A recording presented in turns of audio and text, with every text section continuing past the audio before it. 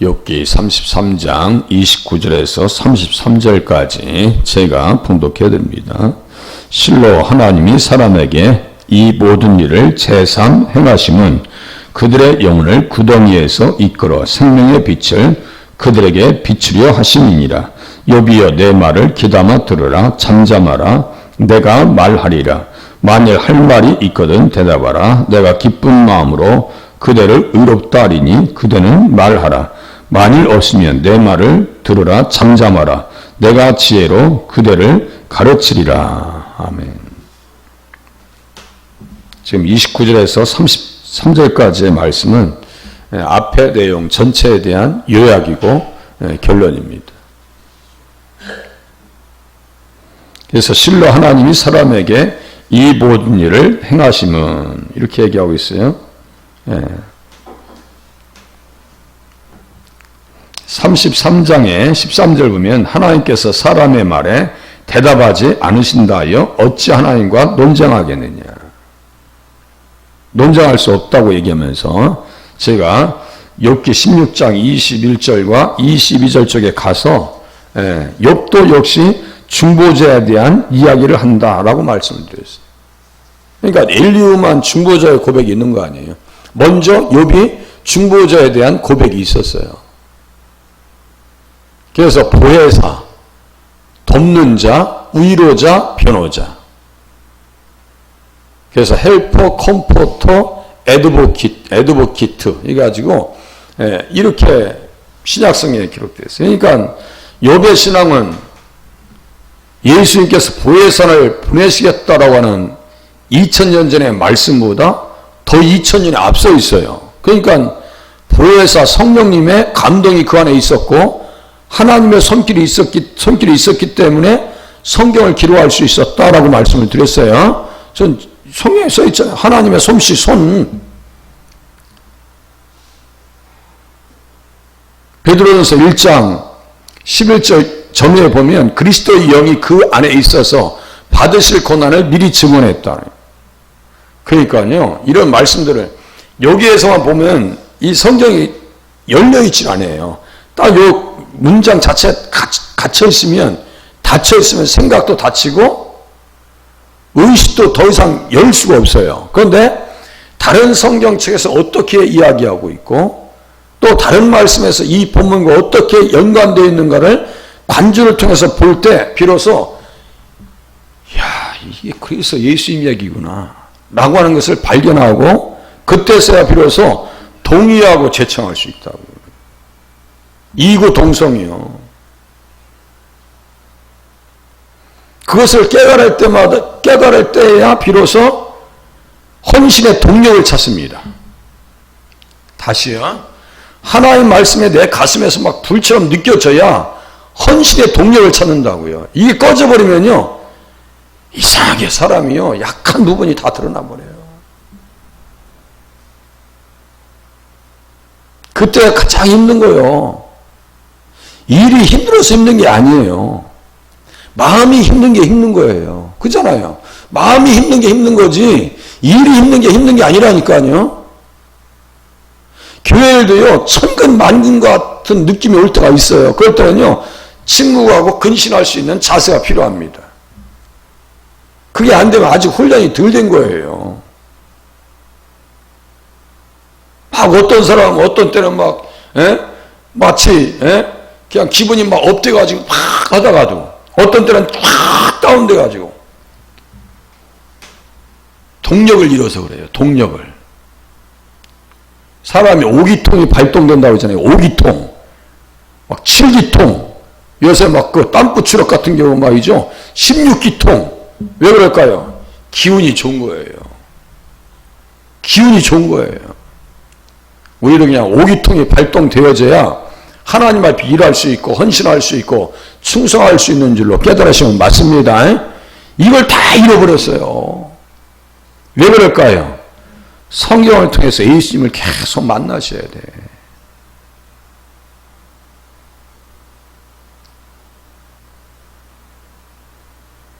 성경 가지고 딴 얘기 할 수가 없어요. 예수님을 만나기 시작하면. 그래서 33장 10절, 13절에 보니까 하나님과 논쟁하시겠느냐, 하나님과 논쟁하겠느냐라고 하면서 욥기 16장 21절, 그리고 19절, 제가 문맥을 보라 했어요. 앞뒤 문맥을 보라 했어요. 지금 나의 증인이 하늘에 계시고 나의 중보자가 높은 데 계시니라. 나의 중보자가 높은 데 계시니라. 23절에, 오늘 33장 23절에 만일 1천 천사 가운데 하나가 그 사람의 중보자로 함께 있어서 그의 정당함을 보일진대. 이 중보자, 그런데 단어는 달라요. 그런데 번역은 같습니다. 단어는 다른데 한국말로 번역한 것은 같다고요. 신학자들이 왜 그렇게 번역했을까요? 같은 의미로 맥을 같이 한다 이거예요. 맥을 같이 하기 때문에. 사람과 하나님 사이의 인자와 그 이웃 사이에 중재하시기를 원하노니. 누가 중재하시는 분이에요? 예수님이. 우리의 유일한 중보자십니다. 그래서 우리가 중보받은 그 결과가 어디로 나타난다 했어요? 내 믿음이 떨어지지 않기를 위해서 기도했다. 주님께서 말씀하셨죠? 베드로를 위해서. 우리가 지금 신앙생활 하고 있다는 것은 누가 중보해 주신 결과예요? 예수님께서 지금까지 중보해 주신 결과입니다. 하나님의 자식 아니면요, 떨어져 나갑니다. 떨어져 나간 사람들을 다 잡아줄 수가 없어요. 하나님의 자녀이기 때문에 붙어 있는 거예요. 포도나무에 가지가 붙어서 열매 맺고, 이파리가 오르듯이, 우리 김옥순 입사님께서 어제 오시면서, 목사님, 벌레가 또 나타났어요. 엊그저께 벌레 나타나서 잡으려고 하다가 그거 놓쳤거든, 내가. 목사님, 그 벌레, 가니까 진짜 손가락만 해, 이만해.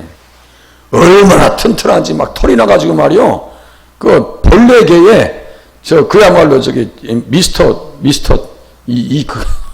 얼마나 이제 딱 잡아가지고 내가 집게로 잡아서 그냥 죽여버렸어요. 만약에 또 가다가 또 발견되면 나한테 얘기해줘야 돼.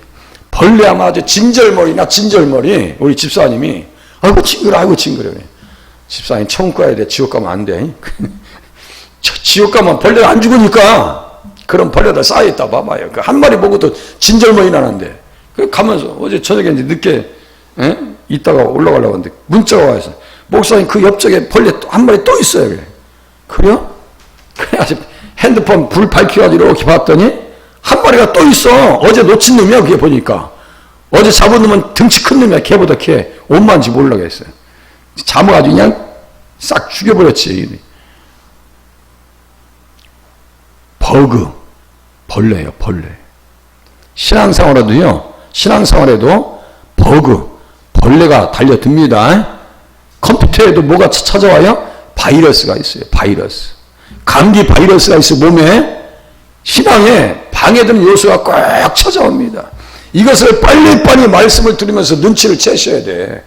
그렇지 않으면요, 쓰러집니다. 그렇게 하고 복구하려면 시간이 걸려요.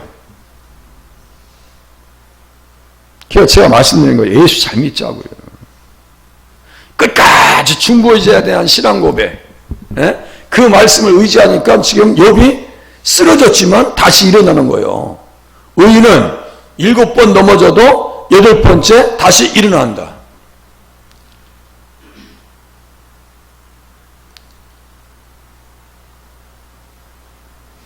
예수 잘 믿어야 됩니다.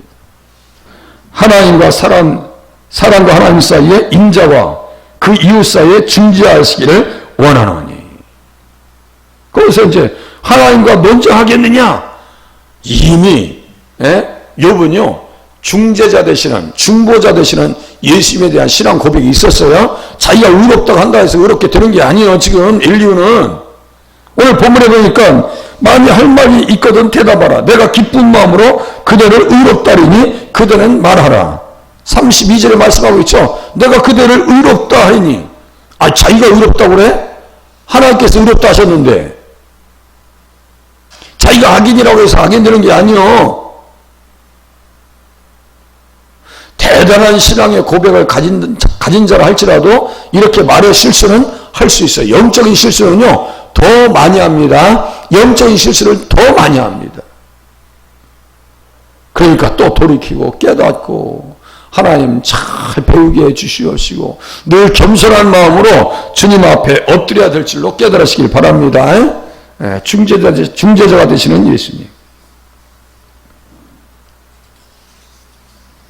14절, 욥기 33장 14절, 이제 29절부터 마지막 절까지는 결론이라고 그랬어요. 33장에 14절 보니까요, 하나님은 한 번 말씀하시고 다시 말씀하시되 사람은 관심이 없도다.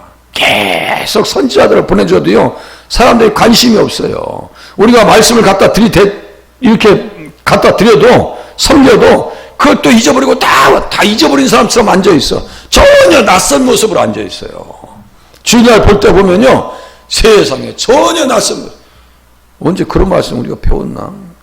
표정 관리들도 잘하셔들, 응? 그 말씀만 했으면 또 생각나고 또 깨닫고 그래야 되는데요, 벌써 다 잊어버려서 왔어. 오죽하면 찬송가에도 뭐라 했어요? 아침에 이슬방울 시 사라진 것 같이 내 기억 부족하오니 또 말씀해 주시옵소서, 이런 찬양 있죠? 사실상 가사가 좀 약간 좀 그래. 아침에 이슬방울 시 사라진 것 같이. 너무 그것도 합리화돼서는 안 되거든요. 각인 효과가 있어야지. 말씀을 들었으면요, 다 각인이 되어 있어야 돼요. 예? 1천 전사 가운데 한 사람. 제가 어제 그 말씀 보면서요, 이게 지금 이런 말씀도 있을까? 만일 1천 천사 가운데 하나가 그 사람의 중보자와 함께 있어서, 그러면요, 전도서 7장 25절이라고 제가 이렇게 연결했다고 했어요. 예수님이라고, 그 여자 들어왔다고 했어요. 그 여자는 솔로몬 자신을 얘기하는 것이고, 우리로 얘기하면 나를 얘기하는 것이고, 이 시대 교회 시대로 얘기하면 교회를 얘기하는 거예요. 제가 그거 깨닫고요, 이렇게 귀한 말씀이 있는 거예요. 저도 예전에 그거 읽고 넘어갈 때는요, 그게 그 말씀인지 몰랐어요. 여기서 봐서 학자들을 통해서 깨닫는 거예요. 정말 그 말씀이 너무너무 귀한 말씀이구나. 천사보다 우월하신 예수님. 히브리서 1장에요, 대제사장보다 우월하신 예수님, 피조물보다 우월하신 예수님, 사람보다 우월하신 예수님. 히브리서 1장에 또 계속 히브리서 그 얘기요. 월등하신 예수님, 그 얘기거든요. 그러니까 한쪽이 깨달아지면 이쪽이 또 온다고요. 마치 뭡니까?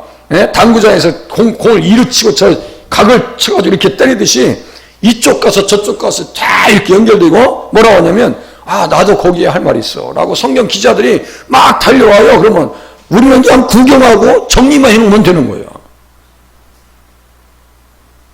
우리 수학여행 갔다 오면 예전에 뭘 했어요? 학교에서. 뭐라 하죠? 여행, 수필인가, 있잖아. 이거 쓰라고 하잖아. 학교에서 예전에. 쓰라고 하면 또 막 옆에 사람 100개 쓰느라고. 자기가 느낀 점, 그렇게 배운 점, 수학여행에 대한 체험담, 여행기, 이게 쓰게 했잖아요. 그렇게 우리가 구경하면 똑같이 성경 가지고요, 누구를 이야기할 수 있어야 돼요? 예수님을 이야기할 수 있으면 딱 맞습니다. 자, 사람은 관심이 없대요. 여기 제가 이 부분을 못 들었어요.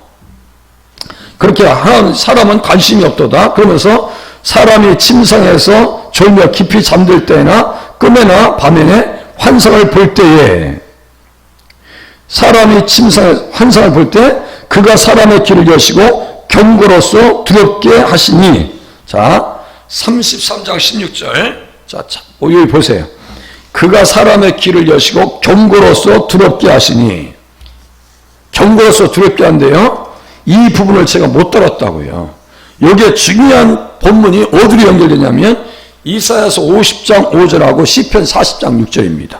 자, 일단 이사야서 50장 5절로 가보세요. 이사야서 50장 5절. 제가 관주 신학자들은 원어 전문가들이고 구속사 신학자들이라고 말씀드렸어요. 자, 이사야서 50장 5절.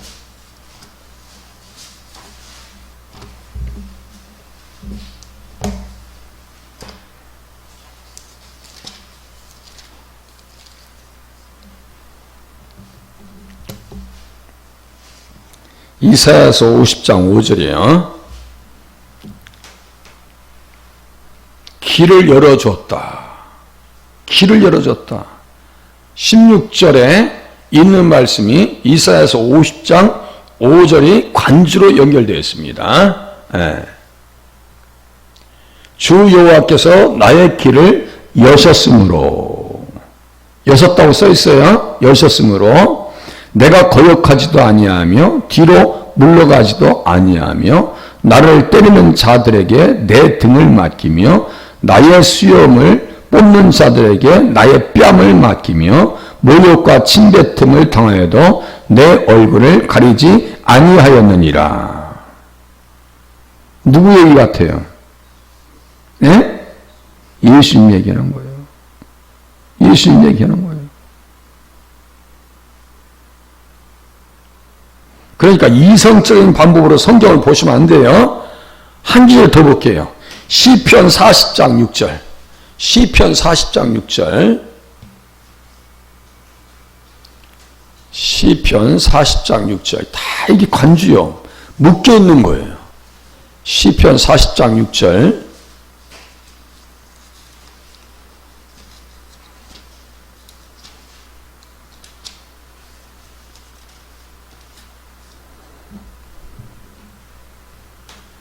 주께서 내 귀를 통하여 내게 들려주시기를. 똑같은 표현입니다. 그가 사람의 길을 열어주시고, 사람의 길을 열어주셨어요. 여기도 똑같이 나와요. 예? 주께서 내 길을 통하여 내게 들려주시기를 제사와 예물을 기뻐하지 아니하시며 번제와 속죄제를 요구하지 아니하신다 하신지라. 그때 내가 말하기를 내가 왔나이다. 나를 가리켜 기록한 것이 두루마리 책에 있나이다. 많이 어렸을 때 봤죠? 나를 가리켜 기록한 것이 두루마리 책에 있나이다. 이렇게 써 있어요.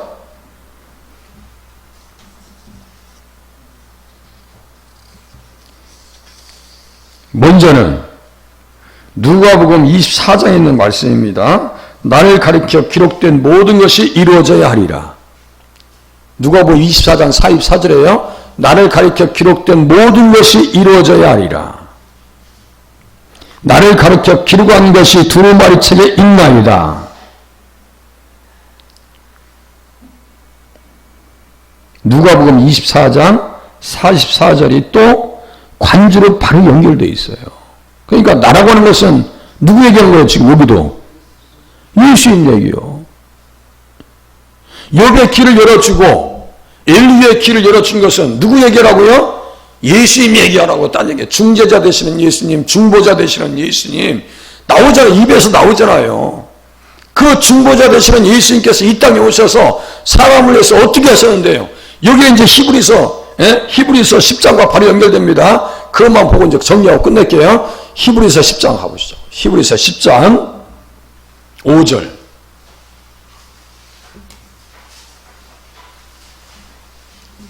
히브리서 10장 5절. 신약성경 362페이지.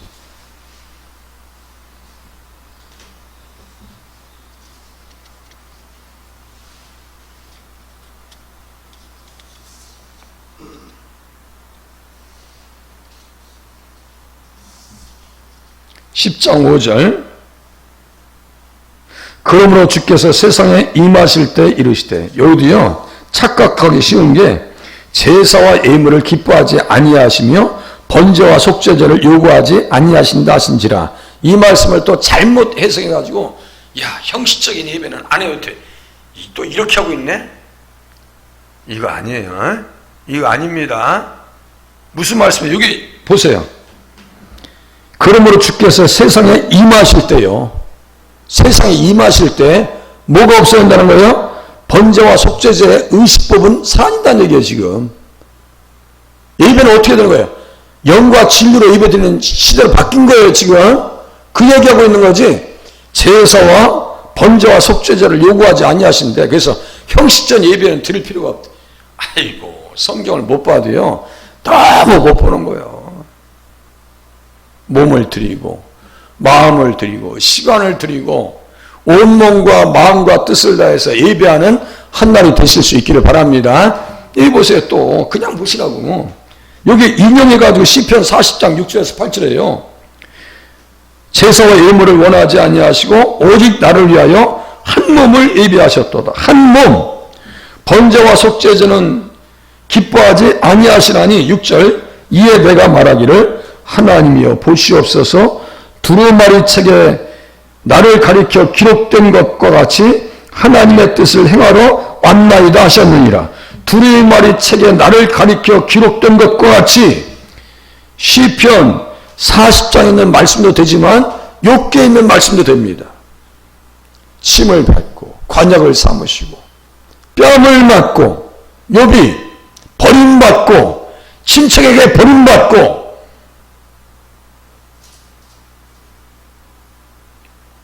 대속자로 이 땅에 오신 거예요. 대속자로 중재자로 중보자로 이 땅에 오신 거예요. 그 얘기하는 거예요.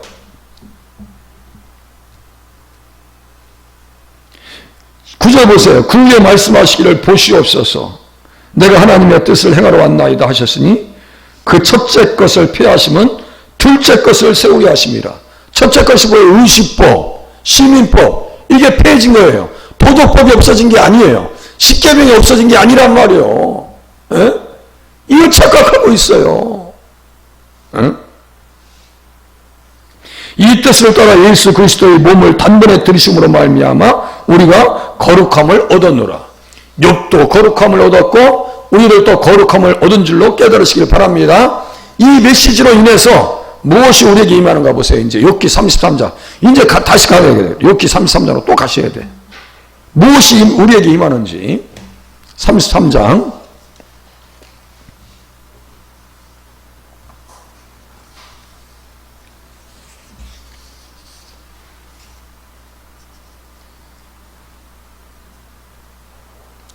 (30절) 그들의 영혼을 구덩이에서 이끌어 생명의 빛을 그들에게 비추려 하심이라. 참 이게요 한참 돌아와야 이 말씀이 깨달아지는 거예요. 아, 예수님으로 말미암아 무엇을 얻을 수 있다고요? 생명의 빛을 그들에게 비추리라. 자꾸 말씀하시고 고난 중에 말씀하시고 또 시련 중에 말씀하시고 징계 중에 말씀하시고 연단을 통해서 말씀하시고 성경을 통해서 시시각각 예배를 통해서 주시는 말씀을 통해서 우리에게 무엇을 비춰주신다고요? 생명의 빛을 비춰주는 줄로 깨달으시길 바랍니다. 그 빛을 받으면요 살 수 있어요. 빛을 받으면 다시 일어납니다. 빛을 받으면 어둠의 세력은 무너집니다.